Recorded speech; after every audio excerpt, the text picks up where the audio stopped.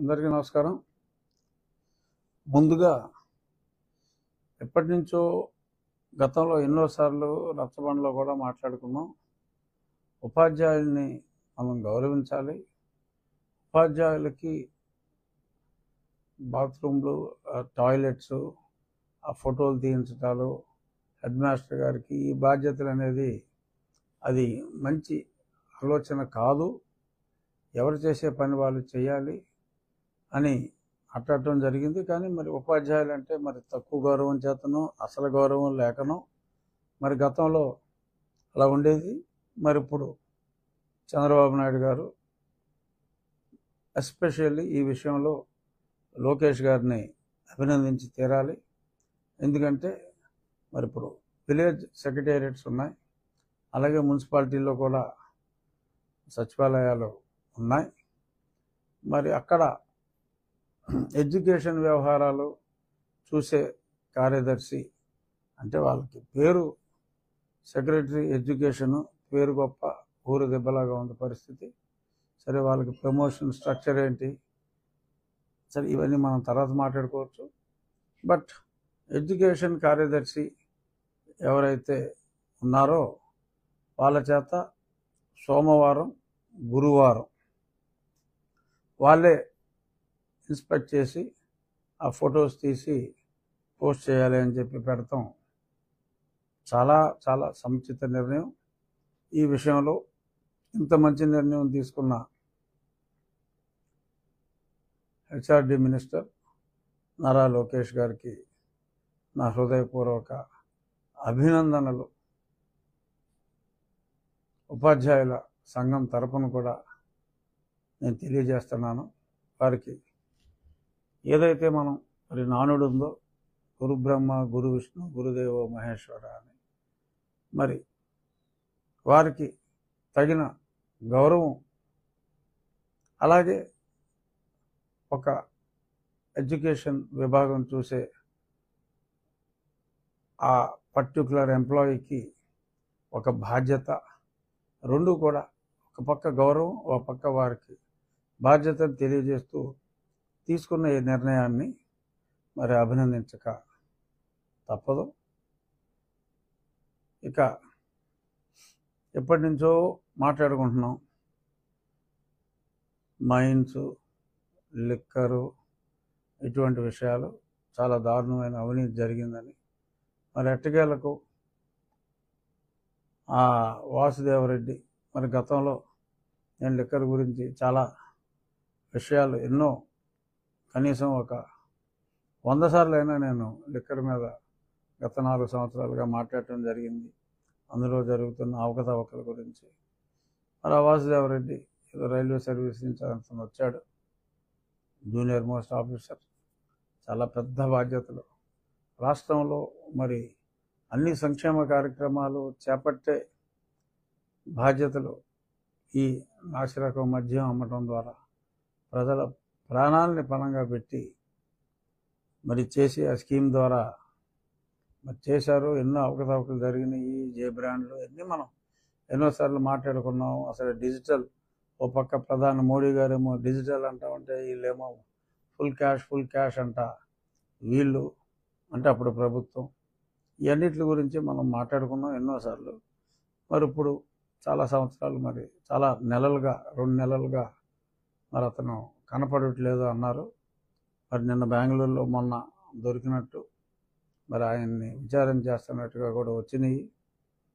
So ప్రస్తుతానికైతే ఆయన దొరికాడు. మరి వ్యవహారాలు దొరకాలి. అలాగే మరో గనుడు, మరి గనులను చూసే వెంకటరెడ్డి, అతను కోస్ట్ గార్డ్ సర్వీసు, కోస్ట్ గార్డ్కి మైన్కి సంబంధం ఏంటో మరి తీసుకొచ్చిన ముఖ్యమంత్రి గారికి తెలియాలి. మరి ఆ వెంకటరెడ్డి గారు ఆ మైన్స్ ఆయన కూడా పరారులో ఉన్నారట. మరి ఇప్పుడు వాసుదేవరెడ్డి గారు లాగా మరి ఈయన ఎప్పుడు దొరుకుతాడు ఈ వెంకటరెడ్డి గారు? మరి అక్కడ కూడా చాలా విషయాలు మరి బయటికి రావాల్సింది ఉంది. అలాగే మరి గతంలో ఈ మైన్స్, ఈ శాండ్ వ్యవహారాలన్నీ చూసింది మధుసూదన్ రెడ్డి అనే ఇంకో అధికారి. మరి ఆయన సర్వీస్ నుంచి వచ్చాడు. ఆ మధుసూదన్ రెడ్డిని ఆ తర్వాత ఫైబర్ నెట్కి మార్చడం జరిగింది. మరి ఆ ఫైబర్ నెట్లో కూడా ఎన్నో అవకతవకలు జరిగాయి. మరి మళ్ళీ నేను వెనక్కి వెళ్ళిపోతాను బాబాయ్ అంటే మరి అతను కూడా సస్పెండ్ చేసి ఆపడం జరిగింది. ఇదే మరి ఎన్నోసార్లు మరి గతంలో వాసుదేవరెడ్డి, మధుసూదన్ రెడ్డి, వెంకటరెడ్డి వీరందరి గురించి మరి ఎక్కడెక్కడో మరి ఏరి తెచ్చారు ఆనిముత్యాలని. మరి అందరి గురించి కూడా అప్పుడే మరి వీళ్ళు అడుగులకు మడుగులు వస్తే ఇబ్బంది పడతారమ్మా అని చెప్పడం జరిగింది. మరి అయినా సరే మరి ఇంకో 10 ఏళ్ళు ఈయనే ఉంటాడు అనుకున్నారా, మరి ఏమనుకున్నారో మనకు తెలియదు. కానీ మొత్తం మీద అనుకున్నట్టే మరి చాంతాడంత బారు ఆరోపణలు అయితే ఈ ముగ్గురు మీద చాలా స్పష్టంగా ఉన్నాయి. డెఫినెట్గా మరి కొత్త ప్రభుత్వం అవినీతి మీద చర్యలు తీసుకోవాల్సిన అవసరం ఎంతైనా ఉంది. కాబట్టి ఈ 3 సెక్షన్లు గతంలో మనం మాట్లాడుకుంటాం కూడా ఎక్కువ శాండ్ అంటే మైన్కి సంబంధించింది, లిక్కరు, వైన్, మైన్, శాండ్ ఇలాగా కోడ్ లాంగ్వేజ్లో మాట్లాడేవాళ్ళం. అవన్నీ కూడా మరి ఇప్పుడు వరుసగా బయటికి రావటం ఎక్స్ట్రీమ్లీ హ్యాపీ. ఈరోజు మరి గతంలో విజయ్ పాల్ గత వారం అది ఈ నెల 10వ తారీఖు 11వ తారీఖు వచ్చింది కదా, అప్పుడు ఇంటరిం యాంటిసిపేటరీ బెయిల్ అడుగుతూ ఇంటరిం అడిగాడు. మరి అప్పటి నుంచి కూడా అతను పరారులోనే ఉన్నాడు. ఇంటరిం అడిగితే మరి ఇప్పుడు లూత్రా గారు కూడా ఆర్గ్యూ చేయడం జరిగింది, ఇంటరిం బెయిల్ని తిరస్కరించడం జరిగింది. ఈరోజు మళ్ళీ ఐటెం నెంబర్ 67 మరి బహుశా 12:30కి అలాగా రావచ్చు. డెఫినెట్గా అంతా సమాచారం అంతా ఉంది. విజయపాల్ పాత్ర సుస్పష్టం. సో అంచేత చూద్దాం ఏం జరుగుతుంది అన్నది నేను ఆసక్తిగా ఆ ప్రొసీడింగ్స్ అన్నీ చూడటానికి ఆసక్తిగా ఎదురు చూస్తున్నా. చూద్దాం అది విజయపాల్ ఎన్నాళ్ళు ఆయన దాక్కుంటాడు. ఒకవేళ విజయపాల్ గారికి ఏమన్నా బెయిల్ వస్తే మిగిలిన వాళ్ళందరూ కూడా వరుసగా బెయిల్కి అప్లై చేద్దాం అనుకుంటున్నారా? నాకైతే త్వరితగతిన విచారణ అంతా క్లియరు, అక్కడ ఏమీ లేదు. హెడ్ కానిస్టేబుల్ అయినా చేయగలరు, కానీ డీజీ స్థాయి అధికారులు ఉన్నారు కాబట్టి కనీసం మరి ఒక డిఐజీ స్థాయి అధికారి నాయకత్వంలో మరి విచారణ జరిగితే బెటర్గా ఉంటుంది. ఎందుకంటే పోలీస్ శాఖ అధికారులే ఇందులో కుట్రల్లో తుదముట్టించాలన్న కుట్రల్లో మరి ప్రముఖ పాత్రధారులు కాబట్టి ఇంకా పెద్ద వాళ్ళు ఉన్నారు కాబట్టి చూద్దాం ముందు ఈరోజు ఏమవుతుందో చూద్దాం. ఇక ముఖ్యంగా ఈరోజు మున్సిపల్ శాఖ మంత్రి నారాయణ గారికి నా హృదయపూర్వక ధన్యవాదాలు తెలియజేసుకోవాలి. నేను లాస్ట్ వీక్ మనం కలిసినప్పుడు చెప్పా, నారాయణ గారిని అభ్యర్థించాను, ఆకివీడిని కూడా మీరు కన్సిడర్ చేయాలి, కొత్తగా మున్సిపాలిటీ అయింది. అలాగే ప్రతి నియోజకవర్గం హెడ్ క్వార్టర్ కూడా అన్నిట్లోనూ మున్సిపాలిటీలు ఉండవు కదా, కొన్ని మేజర్ పంచాయతీలు ఉంటే ఆ మేజర్ పంచాయతీ మున్సిపాలిటీ అవ్వడానికి ఎలిజిబిలిటీకి దగ్గరగా ఉన్నవి కన్సిడర్ చేస్తే కూడా బాగుంటుందని వారిని అభ్యర్థించడం జరిగింది. ఒకవేళ అది సాధ్యం కాకపోతే నేను కూడా గ్రామస్తులు అంటే నా నియోజకవర్గ పెద్ద రైతులు అందరితోటి మాట్లాడి ఒక సామాజిక బాధ్యతగా మరి చంద్రబాబు నాయుడు గారు ఆ బాధ్యత తీసుకున్నారు. మనం కొన్ని చోట్ల అవసరం ఉన్నా కూడా మరి చేయలేని పరిస్థితి ఉంటే మనమే ముందుకు రావాలని చెప్పటం, వాళ్ళందరూ అంగీకరించడం కూడా జరిగింది. కానీ నిన్న హెల్త్కి సంబంధించిన వాళ్ళు, పబ్లిక్ హెల్త్ డిపార్ట్మెంట్, నారాయణ గారి డిపార్ట్మెంట్ అది కూడా సో వాళ్ళు మనకి ఆకివీడు, ఉండి 2 చోట్ల కూడా అప్రూవల్ వచ్చింది. మీరు తగిన ప్రదేశాన్ని సూచిస్తే హ్యాండ్ ఓవర్ చేస్తే ఇమ్మీడియట్గా as per the standard design ప్రకారం మేము కంప్లీట్ చేసి అట్ ద ఎర్లియస్ట్ ఆపరేషన్స్ ప్రారంభిస్తామని చెప్పారు. సో చాలా చాలా సంతోషం.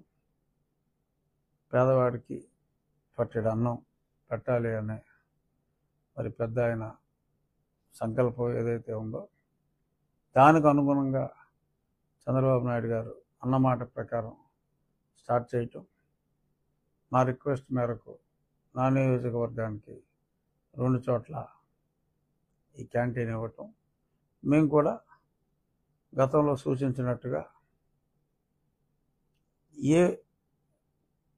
ప్రతిరోజు కనీసం ఒక పూట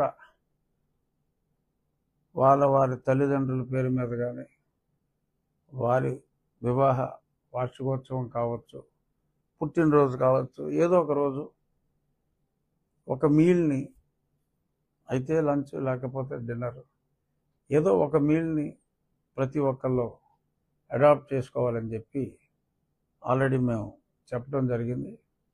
డెఫినెట్గా వీఆర్ ఎక్స్పెక్టింగ్ హ్యూజ్ రెస్పాన్స్.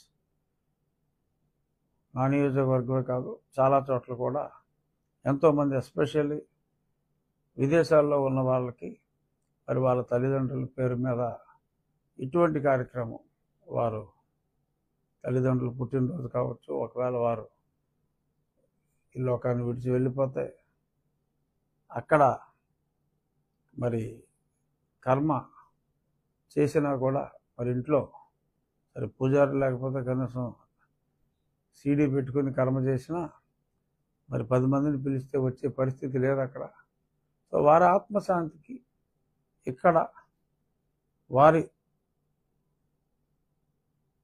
పట్టణంలో లేకపోవచ్చు, లేదంటే వారి మండలంలోనూ వారు నివసించిన ప్రదేశంలోనూ ఎక్కడో దగ్గర వారి పేరిట ఒక మీల్, ఒక పూట, లేదు స్తోమత బాగుంది ఆ రోజు లంచ్ డిన్నర్ కూడా స్పాన్సర్ చేస్తే రాష్ట్ర ప్రభుత్వం ఇవాళ ఆర్థికంగా మరి ఎంతో కష్టాల్లో ఉంది.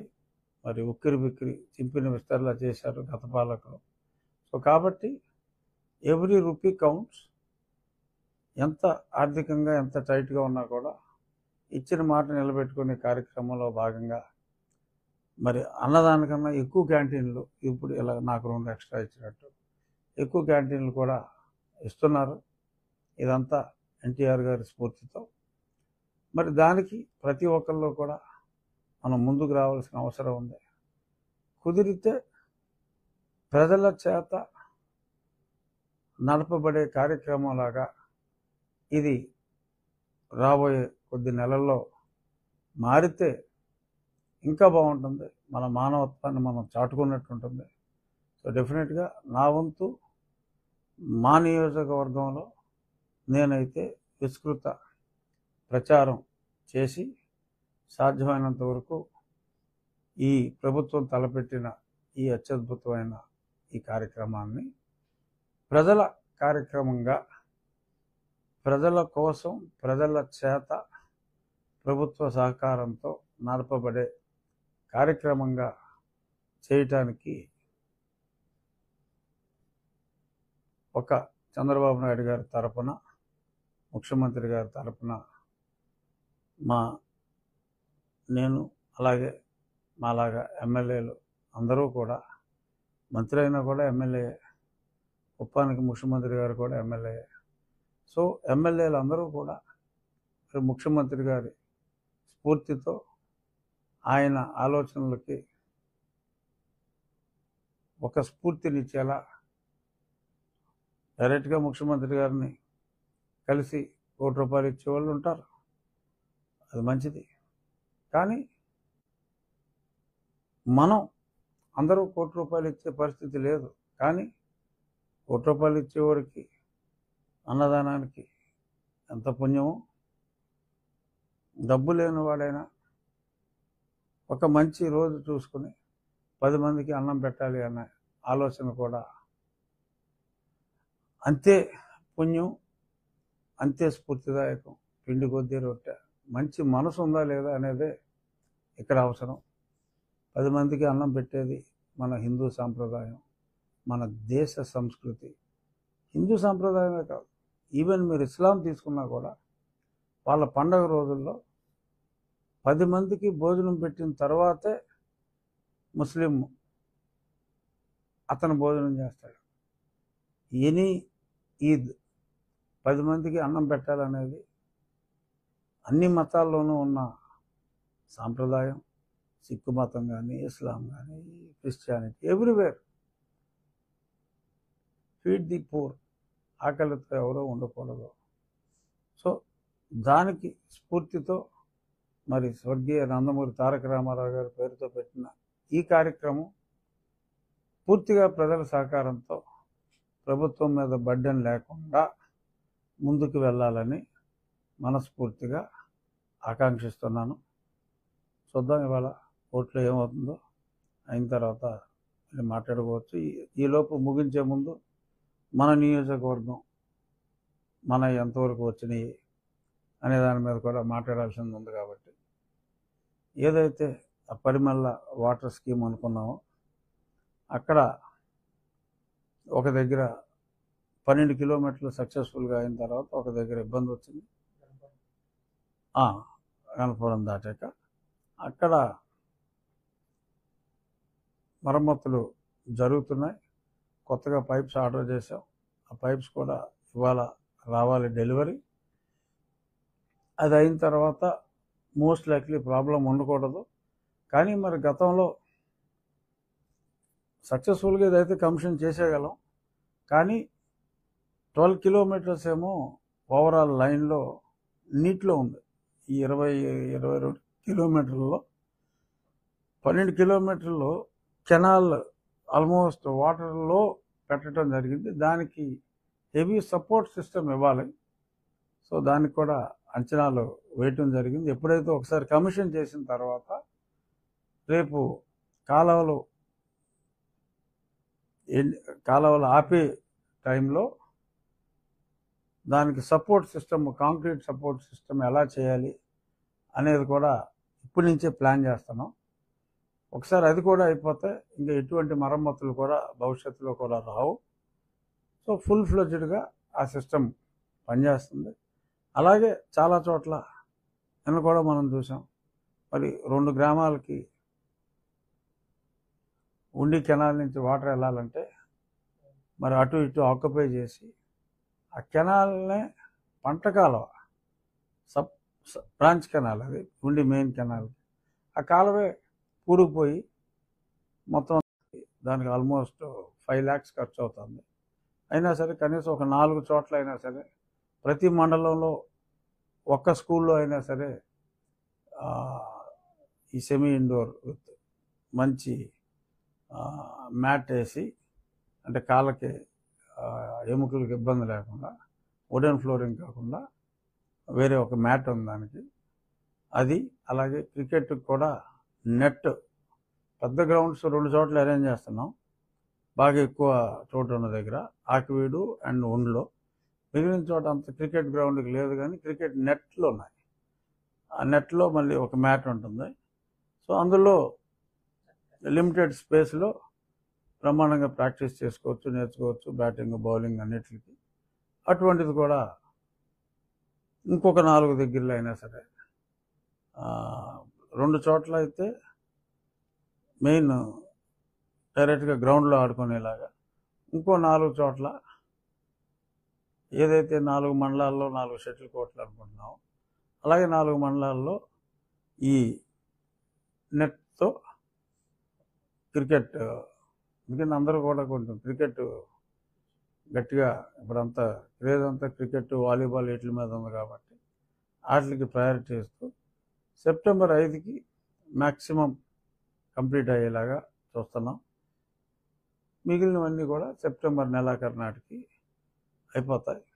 అన్నీ కూడా ప్రజల సంపూర్ణ సహకారంతో అనుకున్నట్టుగా జరుగుతున్నాయి. Okay, thank you. Thanks for watching. Please subscribe our Spy News Live channel.